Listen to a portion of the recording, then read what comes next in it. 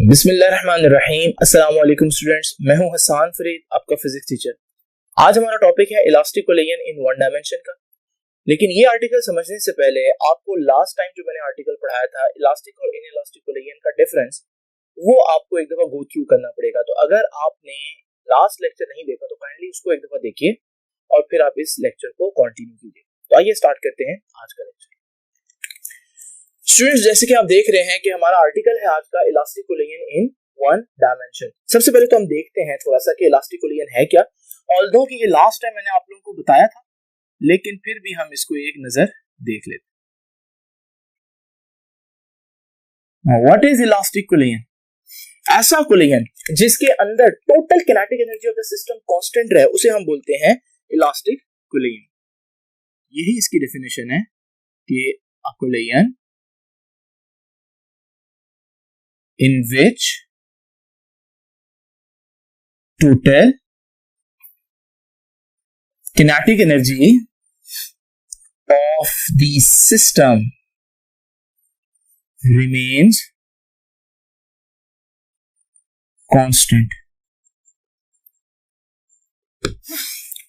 और ऐसा कोई कोलिजन कभी आपने लाइफ में देखा है? मैंने लास्ट में एग्जांपल्स दी थी, फिर से एक दो एग्जांपल्स दे देता हूं। तो स्टूडेंट्स, अगर आप लोगों ने देखा हो कि गैस के मॉलिक्यूल्स जो होते हैं वो जब टकराते हैं तो there is no loss of kinetic energy. तो गैस के मॉलिक्यूल्स का कोलिजन जो है वो इलास्टिक कोलिजन है। ऑलमोस्ट परफेक्ट इलास्टिक कोलिजन कभी भी नहीं होता, लेकिन हम अप्रोक्सीमेशन करते हैं कि इलास्टिक कोलिजन है। दूसरी इंपॉर्टेंट बात यह है कि जब हमारे पास अगर एक हार्ड बॉल को किसी हार्ड फ्लोर पर फेंकें तो टकराने के बाद वो तकरीबन उसी हाइट तक बाउंस बैक करेगी। अगर वो उसी हाइट तक बाउंस बैक करे तो फिर हम कहेंगे ये भी एक इलास्टिक कोलिजन की अप्रोक्सीमेशन है। परफेक्ट इलास्टिक कोलिजन नहीं होता, लेकिन हम इसको इलास्टिक कंसीडर कर लेंगे। नाउ स्टूडेंट, इलास्टिक कोलिजन के अंदर दो बातें बड़ी इंपॉर्टेंट है जो आप लोगों ने देखनी है। नंबर वन कि भाई वो तो डेफिनेशन के अंदर भी आ गए कि टोटल काइनेटिक एनर्जी क्या रहेगी? Remains constant. Number two, total momentum या linear momentum also remains constant. तो ये दो बातें आपने याद रखनी है कि हमारे पास जब भी इलास्टिक कोलिजन होता है तो टोटल किनेटिक एनर्जी भी कांस्टेंट रहेगी सिस्टम की और टोटल लीनियर मोमेंटम भी सिस्टम का कांस्टेंट रहेगा। अब जरा देखते हैं, इलास्टिक कोलिजन तो हो गया, लेकिन आज का हमारा आर्टिकल है elastic collision in one dimension. ये elastic collision in one dimension कैसे करना है? तो जरा स्टूडेंट्स देखते हैं कि आपने इसको किस तरह से आर्टिकल को एक्सप्लेन करना। देखिए, सबसे पहले तो इंपॉर्टेंट बात यह है कि आपको आज का इलास्टिक कोलिजन तो किसी भी चीज के दरमियान हो सकता है, तो मुझे पहले वो दो ऑब्जेक्ट्स जो है वो बताने पड़ेंगे कि किनके दरमियान में कोलिजन देख रहा हूं। याद रखिएगा, मैं दो बॉल्स के दरमियान कोलिजन देख, ठीक है। एक बॉल का मास है m1, एक बॉल का मास है m2। बॉल m1 जो है वो वेलोसिटी v1 से मूव कर रही है और बॉल m2 जो है वो वेलोसिटी v2 से मूव कर रही है और वो भी सेम डायरेक्शन में। याद रखिएगा v1 should be greater than v2, क्योंकि कोलिजन के लिए पिछली बॉल की स्पीड ज्यादा होगी तभी वो जाकर अगली बॉल को हिट करेगी। अगर वो स्पीड कम हुई तो वो तो हमेशा पीछे रहेगी, कोलिजन तो होगा ही नहीं। तो ये सारा सिनेरियो जो मैंने आप लोगों के सामने लिखा है ये कब का है? ये टकराने से पहले का है। तो मैं इसे कह देता हूं this is before collision. Now students, collision से पहले ये दो बॉल्स हैं, क्या कोई भी बॉल्स ली जा सकती हैं? जैसे कि आपको मालूम है हमें सिर्फ कोलिजन नहीं चाहिए, हमें इलास्टिक कोलिजन चाहिए और वो भी वन डायमेंशन में चाहिए। तो इसका मतलब हम जैसी मर्जी बॉल्स नहीं ले सकते। अब यहां पर हमें कुछ क्राइटेरिया सेट करना है, कुछ कंडीशंस हैं जो आप लोगों को देखनी है। तो conditions for elastic collision in one dimension, collision for elastic collision in one dimension. अब क्या क्या हमारे पास कंडीशंस है? नंबर वन,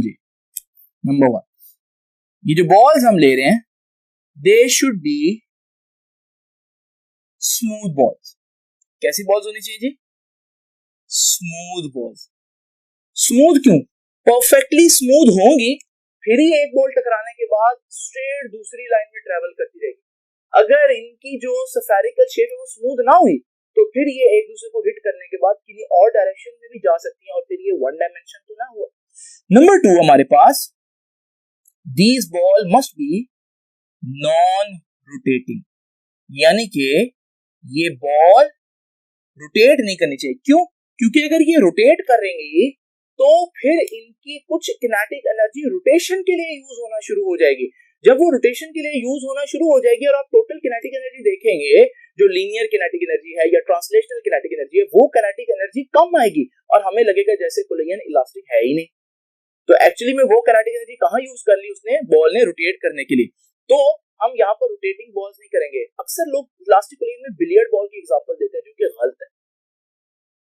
ये देखिए स्टूडेंट, अब बिलियर्ड बॉल ने एक बॉल ने दूसरी बॉल को हिट किया, अब दूसरी बॉल टकराने के बाद रोटेट करना शुरू हो जाती है. अब क्योंकि ये रोटेट कर रही है तो अगर आप इसकी किनेटिक एनर्जी ट्रांसलेशनल देखेंगे, आगे लेकर जाने वाली किनेटिक एनर्जी, तो आप देखेंगे वो कम होगी. ये इलास्टिक कोलिजन नहीं होगा. इलास्टिक कोलिजन सिर्फ उस सूरत में होगा जब ये पिछली बॉल इस तरह से हिट करे कि अगली बॉल बगैर रोटेट हुए आगे जाए, तो फिर हम कहेंगे कि भाई ये अब इलास्टिक कोलिजन है. तो नॉन रोटेटिंग बॉल्स लेनी है. तीसरी बात, balls must be hard. Hard balls होनी चाहिए. उसकी क्या वजह? देखिए स्टूडेंट्स, अगर ये हार्ड बॉल्स नहीं होंगी तो टकराने के बाद जब इनका इंपैक्ट होगा तो हमें मालूम है इनकी डिफॉर्मेशन हो जाएगी. डिफॉर्मेशन ऐसे नहीं हो जाती, उसके लिए एनर्जी चाहिए होती है. जब डिफॉर्मेशन हो जाएगी तो हमारे पास ये कोलिजन तो इलास्टिक नहीं रहा, क्योंकि डिफॉर्मेशन की वजह से कुछ एनर्जी डिफॉर्म करने के लिए, मटेरियल को खराब करने के लिए, उसकी शेप चेंज करने के लिए यूज होगी. तो ये भी इलास्टिक कोलिजन नहीं होगा. इलास्टिक कोलिजन तब होगा जब दोनों बॉल्स किसी हो बिल्कुल हार्ड हो, जैसे स्टील की बॉल्स होती हैं जो कि बिल्कुल डिफॉर्म हो ही नहीं सकती. फिर जब हमारे पास ये कोलिजन होगा तो टकराने के बाद जो किनेटिक एनर्जी है वो कंजर्व रहेगी, क्योंकि डिफॉर्मेशन नहीं. स्टूडेंट, लास्ट कंडीशन और बहुत इंपॉर्टेंट वो ये है कि centre of mass lie on one line. Centre of mass दोनों बॉल्स का एक ही लाइन के ऊपर आना चाहिए. इसका क्या मतलब? ये देखिए स्टूडेंट, ये दो बॉल्स हैं. अब ये इस तरह से टकरा रही है कि इन दोनों का सेंटर ऑफ मास एक ही लाइन पर नहीं आ रहा. जब सेंटर ऑफ मास एक ही लाइन पर नहीं आएगा, जब ये टकराएंगे तो क्या ये एक ही डायमेंशन में या एक ही लाइन में जाएंगे? नहीं, ये तो डिफरेंट डायरेक्शंस में चली जाएंगे. ये elastic collision in one dimension नहीं. तो अगर आप चाहते हैं इलास्टिक कोलिजन हो और वो भी वन डायमेंशन में, तो फिर आपको बॉल्स को इस तरह से हिट करना पड़ेगा कि दोनों के सेंटर ऑफ मास एक ही लाइन पर आएंगे. जब ऐसा होगा तो टकराने के बाद आप देखेंगे कि दोनों टकराने के बाद भी एक ही लाइन के ऊपर आएंगे, यानी कि वन डायमेंशन में रहेंगे. ये वो कंडीशंस है जो आप फुलफिल करेंगे तो फिर आपके पास कोलिजन इलास्टिक भी रहेगा और वन डायमेंशन भी रहेगा. नाउ स्टूडेंट्स, बिफोर कोलिजन तो आपने देख लिया. अगर आप ये शराइत पूरी करें तो फिर टकराने के बाद यही बॉल्स जो हैं जिनका मास m1 और m2 है, जब ये टकराएंगे तो टकराने के बाद इसकी वेलोसिटी पहले टकराने से पहले v1 थी, लेकिन इससे टकराने के बाद इसकी वेलोसिटी होगी कम और वो हो जाएगी v1 डैश. अभी ये जाएगा इधर ही, लेकिन इसकी स्पीड कम हो जाएगी क्योंकि इसका रिएक्शन इसको पीछे को धक्का देगा टकराने के बाद. जब ये इससे टकरा रही है इसको आगे को धक्का देगा, तो अगर ये v2 से जा रही है, अब इसकी स्पीड इससे ज्यादा हो जाएगी, तो हमारे पास ये मूव करेगी अब v2 डैश से. और ये टकराने के बाद है, इसे मैं बोलूंगा कि this one is after collision. तो आप देख रहे हैं ये दो डायग्राम्स को आप लोगों ने प्रॉपर एक्सप्लेन करना है और एक्सप्लेनेशन में आप लोगों ने बुक की लाइंस लिखनी है. लेकिन मैं आपको बता रहा हूं कि जब आप इसको एक्सप्लेन करेंगे तो आप देखिएगा वो सारी बुक की लाइन के अंदर यही वर्ड्स यूज करेगा कि consider to smooth non rotating hard ball whose center of mass lie on the same line। और एक और बात याद रखिएगा स्टूडेंट, जब सेंटर ऑफ मैस एक ही लाइन के ऊपर हो तो इसे हम एक और नाम भी देते हैं कि ये हेड ऑन कोलिजन।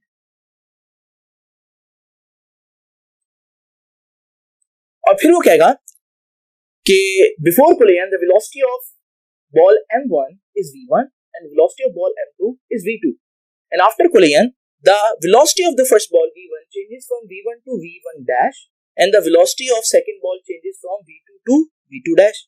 अब हमने देखना है कि यहाँ पर सारा सिस्टम क्या रहेगा। ये दो assumptions याद है ना आपको कि टोटल किनेटिक एनर्जी भी कांस्टेंट रहेगी और टोटल मोमेंटम भी कांस्टेंट रहेगा। अब जरा हम मैथमेटिकल डेरिवेशन स्टार्ट करते हैं।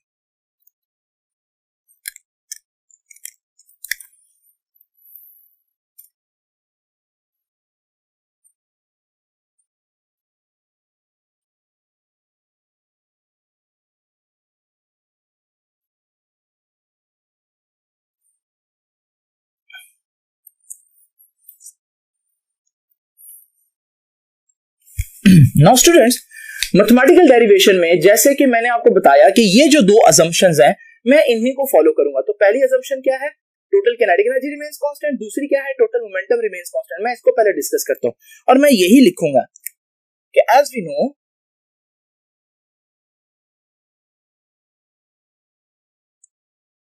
That total momentum remains constant. किसमें? In an elastic collision. जब भी एक इलास्टिक कोलिजन होता है तो उसमें टोटल मोमेंटम क्या रहता है, कांस्टेंट रहता है। नाउ स्टूडेंट्स, अगर टोटल मोमेंटम कांस्टेंट रहेगा तो हम कह सकते हैं टोटल मोमेंटम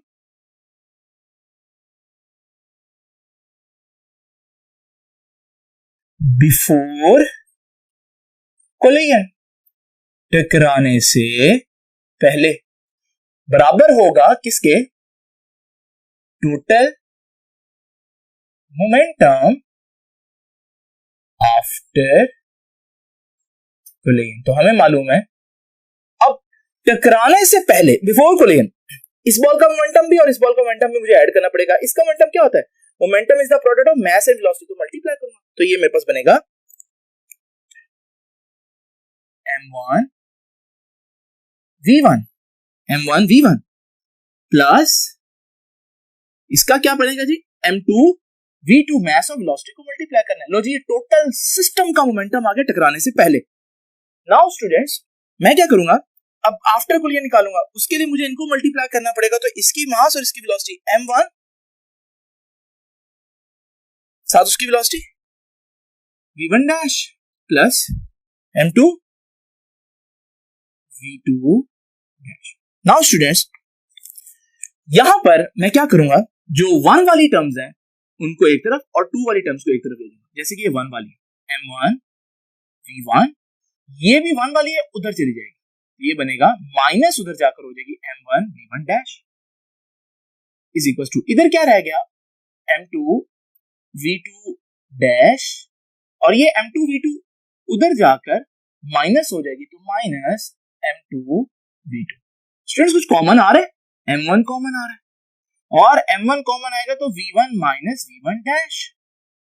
इसी तरह से यहां से m2 कॉमन आएगा तो v2 डैश माइनस v2। लो जी स्टूडेंट्स, इस इक्वेशन को मैं कह देता हूं equation number 1 and this one is very important equation. याद रखिएगा कि ये है हमारे पास इक्वेशन नंबर 1। अब दूसरी असम्पशन मैंने क्या की थी, मैंने दूसरी असम्पशन की थी कि टोटल मोमेंटम कांस्टेंट रहेगा, दूसरी असम्पशन थी कि टोटल किनेटिक एनर्जी भी कांस्टेंट रहेगी। तो आप जरा इसकी कैलकुलेशन करते हैं। मैं फिर से कहूंगा, as we know that total kinetic energy of system remains constant। पूरे सिस्टम की काइनेटिक एनर्जी भी कांस्टेंट रहेगी। तो मैं फिर कह सकता हूं कि हमारे पास total kinetic energy before collision टकराने से पहले is equal to total kinetic energy after collision. और किनेटिक एनर्जी का फार्मूला स्टूडेंट्स आपको पता होना चाहिए। किनेटिक एनर्जी का फार्मूला होता है हाफ एम वी स्क्वायर। सब जानते हैं कि किनेटिक एनर्जी का फार्मूला होता है हाफ एम वी स्क्वायर। अब मुझे ये किनेटिक एनर्जी फाइंड आउट करनी है, तो जरा देखिए बिफोर कोलिजन तक उससे पहले इसकी किनेटिक एनर्जी क्या होगी, हाफ एम वी स्क्वायर। लेकिन इसका मास और इसकी वेलोसिटी ये बनेगा half m1 v1 square plus, फिर इसकी किनेटिक एनर्जी आ जाएगी m2 और v2 वेलोसिटी है, m2 मास है, ये बनेगा half m2 v2 square is equals to kinetic energy after collision. इसकी किनेटिक एनर्जी कितनी होगी, half m1 v1 dash square, क्योंकि इसकी वेलोसिटी v1 डैश, और फिर इसकी क्या होगी, हाफ m2 v2 डैश और उसका स्क्वायर। नाउ स्टूडेंट्स थोड़ा सा आसान करते हैं, हाफ कॉमन लेते हैं ताकि हमें मालूम है हाफ जब यहां कॉमन आएगा क्या रह जाएगा अंदर, m1 v1 स्क्वायर, यहां से भी हाफ बाहर चला गया तो अंदर क्या रह गया m2 v2 स्क्वायर, यहां फिर हाफ है कॉमन आएगा तो अंदर क्या रहेगा जी m1 v1 dash square plus half common चला गया m2 v2 dash square. Now students half तो दोनों तरफ से कैंसिल हो, ये हाफ कैंसिल हो जाएगा तो हमारे पास रह जाएगा m1 v1 square plus m2 v2 square is equal to m1 v1 dash square plus m2 v2 dash square. जैसे मैंने वहां पर m1 वाली टर्म्स एक तरफ और m2 वाली एक तरफ लिखे तो यहां पर भी मैं ऐसे ही करूंगा, तो मैं m1 ये तो इधर ही है, इसको इधर रखूंगा, ये m1 वाली टर्म उधर आकर माइनस हो जाएगी। ठीक है स्टूडेंट्स, इसी तरह से अब मैं m2 वाली टर्म्स एक तरफ ले जाऊंगा, m2 इधर है,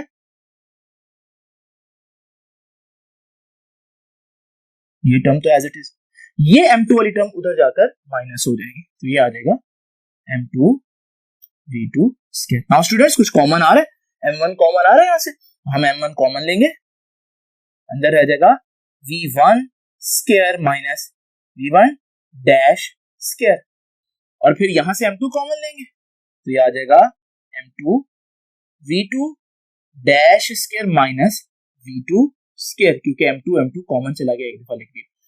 स्टूडेंट्स आपको याद होगा एक फार्मूला मैथमेटिक्स में हम लोगों ने पढ़ा था, और वो फार्मूला ये था कि अगर हमारे पास कहीं पर भी a square minus b square लिखा हो तो हम उसको कैसे लिख सकते हैं मैथ्स में, a plus b into a minus b, एक तरफ ऐड करके एक दफा और एक दफा सब्ट्रैक्ट करके। तो यहां पर देखें a square minus b square, यानी कि ये चीज बन रही है, तो मैं इसको एक दफा ऐड करके लिख सकता हूं और एक दफा सब्ट्रैक्ट करके लिख सकता हूं, तो मैं यूं लिखूंगा m1, अब ये फार्मूला एक दफा ऐड करके v1 प्लस v1 डैश, और एक दफा सब्ट्रैक्ट करके तो v1 माइनस v1 डैश, अब स्क्वायर नहीं पुट करने। इसी तरह से यहां m2 एज इट इज, यहां भी a square minus b square का फार्मूला बना है बच्चों, तो एक दफा ऐड करके और एक दफा सब्ट्रैक्ट करके। स्टूडेंट्स ये बहुत इंपॉर्टेंट इक्वेशन है, और मैं इस इक्वेशन को लिखकर आपके सामने नाम दूंगा कि ये है इक्वेशन नंबर 2। और ये दोनों इक्वेशंस हमें आई हैं, ये दोनों इक्वेशंस कहां से आई हैं, ये दोनों इक्वेशंस उन्हीं दो assumption से निकाली हम लोगों ने। नाउ स्टूडेंट्स, अब मैंने क्या करना है, मैंने इन दोनों इक्वेशंस को डिवाइड करना है। आप कहेंगे सर आप ये क्या करना क्या चाह रहे हैं, अभी आपको पता चलेगा जब मैं कंक्लूजन लिखूंगा। तो देखिए स्टूडेंट्स, मैं कहूंगा डिवाइड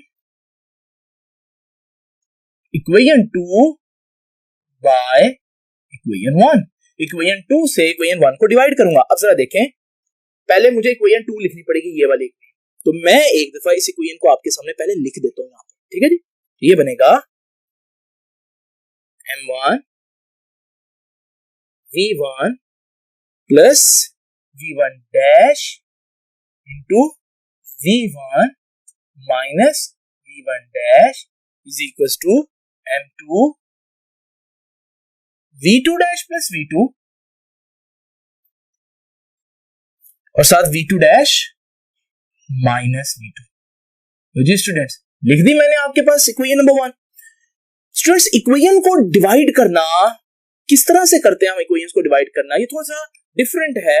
इसमें हम क्या करते हैं कि एक साइड इक्वेशन की उसी साइड से डिवाइड करते हैं, यानी कि लेफ्ट हैंड साइड से और राइट हैंड साइड से। तो जब मैं इसको डिवाइड करना चाह रहा हूं तो मैं इसकी लेफ्ट हैंड साइड इसकी लेफ्ट हैंड साइड के नीचे लिखूंगा। तो ये देखिए, अब ये वाली चीज जो है, ये वाली चीज ये मैं यहां लिखूंगा। तो m1 v1 minus v1 dash, और ये राइट हैंड साइड है तो राइट हैंड साइड उसके राइट हैंड साइड के नीचे लिखूंगा। तो m2 v2 dash minus v2। Now students, अब आप देख रहे हैं वक्त आगे की चीजें कैंसिल करते हैं जी। m1 तो m1 से कैंसिल हो गया, ये इससे कैंसिल हो गया, m2 से कैंसिल हो गया, v2 डैश माइनस v2 इससे कैंसिल हो गया। Now students, we are left with only two terms, v1 plus v1 dash, और यहां क्या रह गया, v2 dash plus v2। Students, अब मैं क्या करूंगा, मैं डैश वाली टर्म्स किसको शो कर रही है, आफ्टर कोलिजन। तो मैं आफ्टर कोलिजन वाली टर्म्स एक तरफ और बिफोर कोलिजन वाली एक तरफ करूंगा। तो अब जरा देखिए, हमारे पास रह जाएगा v1 इधर ही रखूंगा, v2 उधर आकर माइनस हो जाए, v2 डैश इधर ही रखूंगा, v1 डैश उधर जाकर माइनस हो गया। लो जी, बिफोर कोलिजन वाली एक तरफ, आफ्टर कोलिजन वाली एक तरफ। और आखिरी चीज मैं क्या करूंगा स्टूडेंट्स, बड़ी इंपॉर्टेंट, ये यहां 1 पहले आ रहा है 2 बाद में आ रहा है, मैं चाहूंगा यहां भी 1 पहले आ जाए 2 बाद में आ जाए, और उसके लिए मुझे आपको पता है नेगेटिव लेना पड़ेगा, क्योंकि जब नेगेटिव लेते हैं तो ये वाली टर्म पहले आ जाएगी, ये बाद में। तो ये v1 डैश पहले माइनस v2 डैश।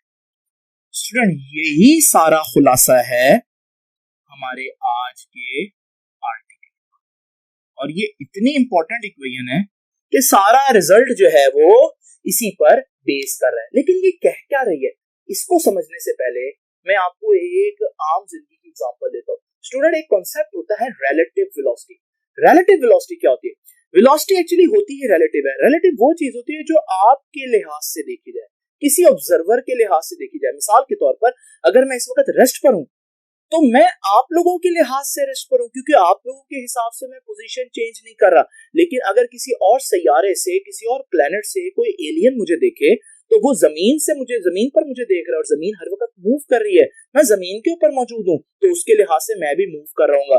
तो वही एलियन कहेगा कि सर हसन इज मूविंग, और वो आप लोग कहेंगे कि सर हसन इज एट रेस्ट। इसका मतलब मोशन रिलेटिव होती है, यानी ऑब्जर्वर पर डिपेंड करती है कि कौन देख रहा है। इसी तरह वेलोसिटी भी डिपेंड करती है कि कौन देख रहा है। मिसाल के तौर पर, मेरे सामने एक गाड़ी गुजरती है 100 की स्पीड से, अगर मुझे टकरा जाए तो मुझे इंपैक्ट जो होगा या एक्सीडेंट जो होगा या मुझे जो पेन होगी वो उस लिहाज से होगी कि भाई उसकी स्पीड 100 थी, लेकिन आगे जाकर वो एक और गाड़ी जो 90 की स्पीड से जा रही है उससे टकरा जाती है।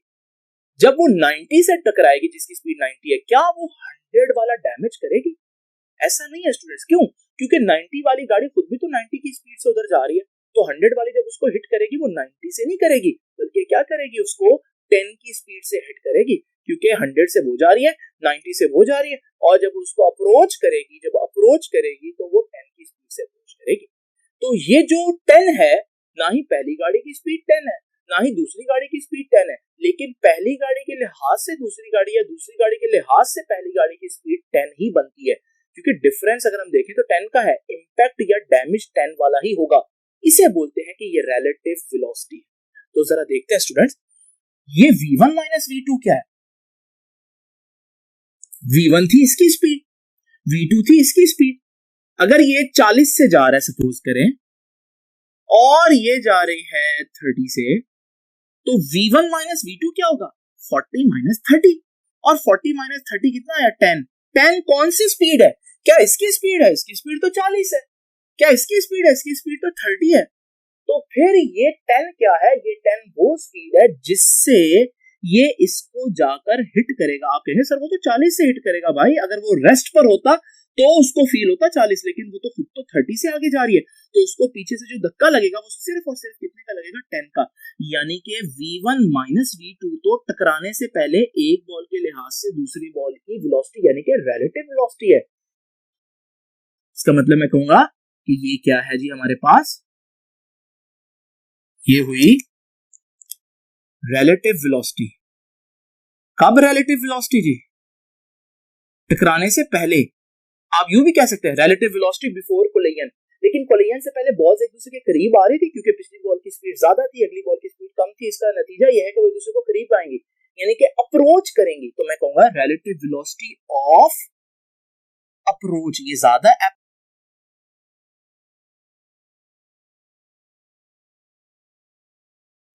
लेकिन ये v1 dash minus v2 dash क्या कह रहा है students? v1 dash minus v2 dash ये बोल रहा है कि इन दोनों की वेलोसिटीज का सब्ट्रैक्शन। सपोज करो टकराने के बाद इसकी 40 थी, इसकी 30 थी। टकराने के बाद सपोज करो इसकी 30 हो गई, 40 हो गई क्योंकि उसको आगे धक्का लगा, और इसकी 30 हो गई। अब बताओ इनका डिफरेंस कितना आएगा? v1 dash minus v2 dash 30 minus 40 minus 10 आएगा। माइनस 10 क्या बता रहा है कि अब ये एक दूसरे के करीब नहीं आ रही भाई, अब ये एक दूसरे से दूर जाएंगी। क्यों? क्योंकि इसकी स्पीड कम होगी, इसकी ज्यादा। जब अगली बॉल की स्पीड ज्यादा हो, पिछली बॉल की स्पीड कम हो, तो आहिस्ता आहिस्ता एक दूसरे से दूर होना शुरू हो जाती है, दूसरे पास में सेपरेट होना शुरू हो जाती है। यानी कि अब जब वो एक दूसरे के करीब आ रही थी, किस स्पीड से करीब आ रही थी? रिलेटिव स्पीड जो थी 10, लेकिन जब उन्होंने हिट किया तो किस स्पीड से अब एक दूसरे से दूर हुई? तो स्टूडेंट्स 10 की स्पीड से। यानी कि उनके सेपरेट होने की रिलेटिव वेलोसिटी भी वही है जो उनके अप्रोच करने की रिलेटिव वेलोसिटी थी। एक दूसरे की तरफ जिस स्पीड से आ रहे थे, एक दूसरे से दूर भी उसी स्पीड से जाएंगे। कब स्टूडेंट्स? हमेशा नहीं, जब इलास्टिक कोलिजन हो और वो भी वन डायमेंशन में हो। हम कहेंगे relative velocity of approach equals to negative of relative velocity. ये किसकी रिलेटिव वेलोसिटी है? जब बॉल्स एक दूसरे से जुदा हो रही थी, अलग हो रही थी, तो रिलेटिव वेलोसिटी ऑफ सेपरेशन। तो स्टूडेंट्स ये बहुत इंपॉर्टेंट रिजल्ट है, ये इतना इंपॉर्टेंट है स्टूडेंट्स कि समटाइम्स पता है क्या करता है एग्जामिनर आपको देखता है कि आपके कॉन्सेप्ट्स क्लियर हैं या नहीं, और बजाय वो ये क्वेश्चन दे कि भाई elastic collision in one dimension पर नोट लिखें, वो ये क्वेश्चन देगा। भला क्या क्वेश्चन? कि शो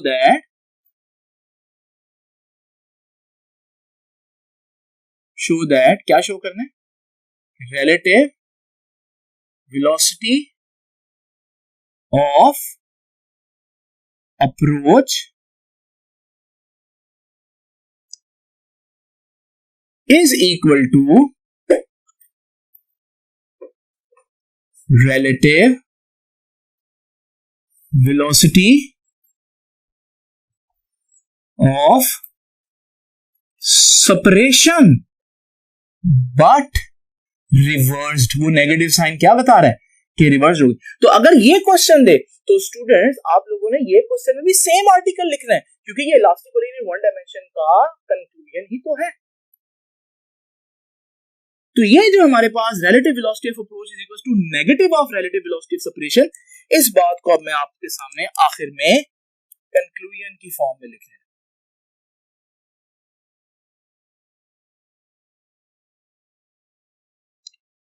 स्टूडेंट्स कंक्लूजन कैसे लिखना जरा देखिए। इसका कंक्लूजन हम इस तरह से लिखेंगे कि in an elastic collision in one dimension, in an elastic collision in one dimension, relative velocity of